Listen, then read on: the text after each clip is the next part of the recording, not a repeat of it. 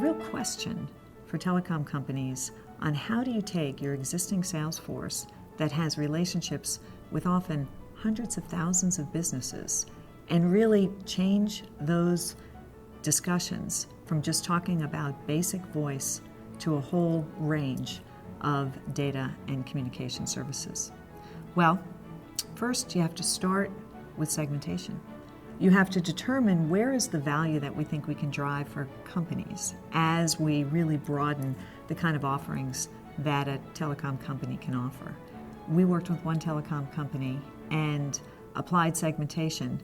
80% of the value that was to be potentially created for our client was in 30% of our customers. Within those 30%, what are different tiers of offerings and service and coverage that we wanted to provide to that customer? We then designed a repeatable account support model, and there were 3 main roles in that account support model.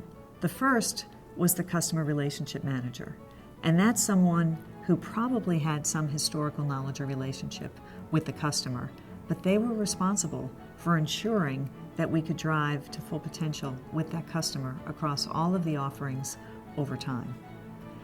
The second major role was the technical architect. That technical architect was someone who was responsible for really putting together the solutions that would knit together some of the different offerings that our client was bringing to market and make them very relevant to the customer. But doing that in absence of an industry context doesn't meet the expectations of many businesses today.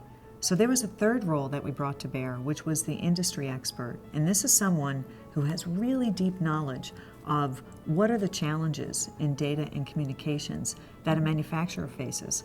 And so bringing that industry expert to the team really helped raise the nature of engagement from talking about what's almost thought of as a basic utility, telephony, to really thinking about a whole range of business services and how that could impact their customers' businesses.